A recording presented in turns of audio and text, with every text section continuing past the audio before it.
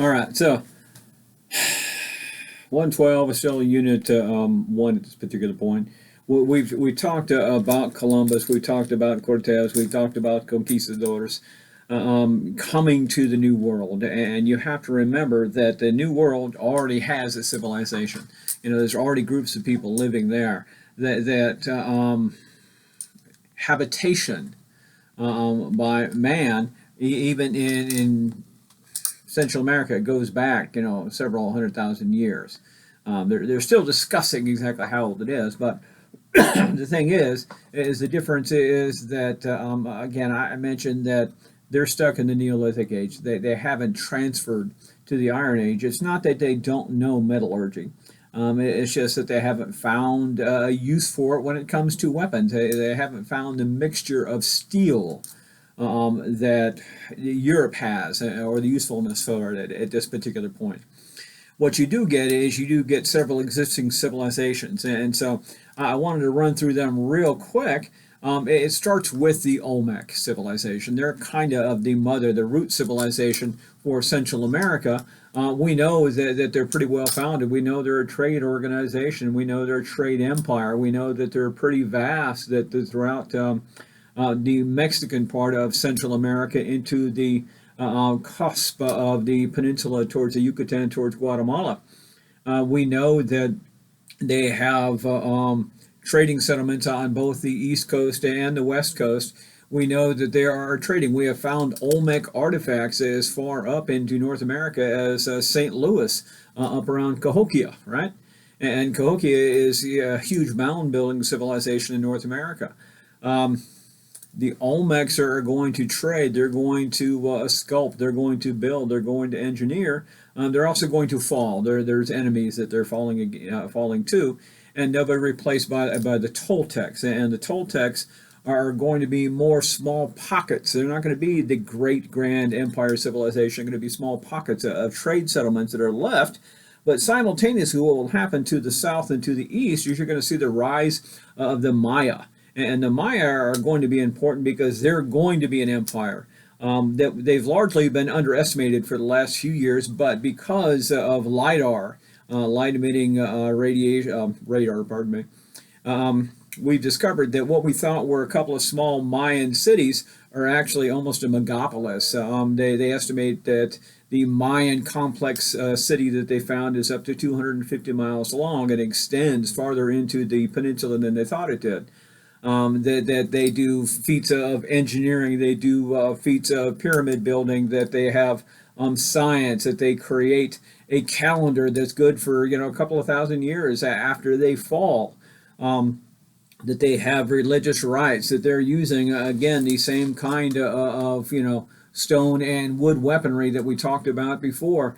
That they have ritual belief that they're going to be some of the forebears and share the peninsula with the Aztecs, who are going to take from the Olmecs and the Toltecs and the Maya and build their civilization. But the Aztecs are the late comers. They're going to come in and move to the area of the lake to where they're going to build Tenochtitlan, where they're going to build up the empire by conquering the surrounding peoples. It's going to be their vast empire that Cortez is going to hear about, but they're not the only ones, because if you go farther south into South America, into Chile, past Colombia, you're going to get to another group of people, and that other group of people is going to be the Inca. And the Inca, again, are going to have a vast empire. They're, again, an awful lot like the Romans. They're known for their highway system. They're known for their vast network of roads that unites a huge hub of the part of the Andes. And again, they have that vast empire. They're the last ones to fall as far as the Native American empires go. But what happens is the Spanish will move in. They'll use the encomienda system as kind of a land grant. The problem we're going to have is when you move Europeans in, they bring their habits, they bring their disease, they bring their elements in with them. This disease really negatively affects the Native Americans. Whether it is smallpox or a variety of other things, it negatively affects them. And then when you change the working and living conditions, when you say, well, listen, we need this mine to run full time, not part time. We need more people concentrated living here. We need more people concentrated working here. When you put them in crowded conditions, you overwork them, you undernourish, underfeed them, you take food from them to give it to you. They're going to be in poor health in the first place. When you combine that with the increased disease and the overwork, you're going to see a huge drop off. The drop off is going to be in the life expectancy of these folks. And then what happens is they're going to have to work even harder now because there's less of them, but they're not going to degrade the price for the encomienda system. And so we get a massive mistreatment of the Native Americans by the Spanish. And so what eventually you're going to see is a pushback against the encomienda system. You're going to see the birth of a couple of writers who are going to go ahead and say, but listen, you're going to see the Catholic Church push back against the abuses. You're going to see an introduction of a text. You're going to see a revision of the policy. The problem with the revision of the encomienda policy is it's too late for several million people as far as the Native Americans go. This is a huge part of what's going on, and it extends. Now, it also is going to extend from Mexico, from the Yucatan Peninsula, into South America, but you're also going to see the advent of the Portuguese. The Portuguese are going to show up, but they're not going to show up in Central America. They're going to show up in South America. They're going to show up in Brazil, right? You're going to see the push of other Europeans coming into the area. We're going to start to see the Spanish push into North America at several different points along the way of what we know as modern Texas, of what we know as modern California, New Mexico. That Hernando Soto is going to push into Florida. So we're going to see a variety of settlements. The problem that we're going to run into is that Portugal is going to claim a new land. They're going to end up accidentally in South America, not realizing that they're working in opposition to where the Spanish are at. And what will happen, they'll start to claim some of the same land and same territories. The book notes the Treaty of Tordesillas.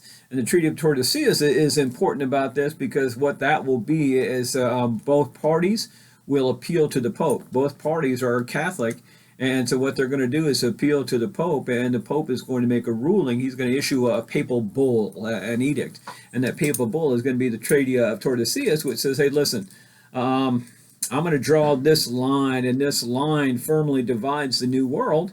Everything south and east of that line will belong to Portugal. Everything north and west of that line will belong to Spain. That gives Portugal pretty much Africa and Brazil, and it gives Spain everything north and east in the New World from there. Interestingly enough, that doesn't involve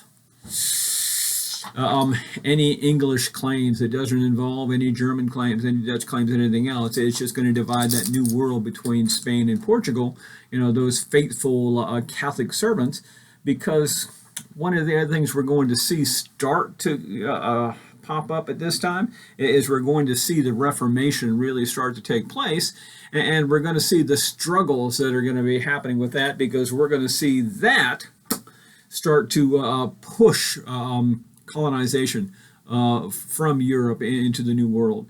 That we're going to be looking for claims of territory, and part of that is part of that Reformation along the way. So I'm going to cut you off here, and we need to talk about the Dutch East India Company. We need to talk about movement into India and Asia.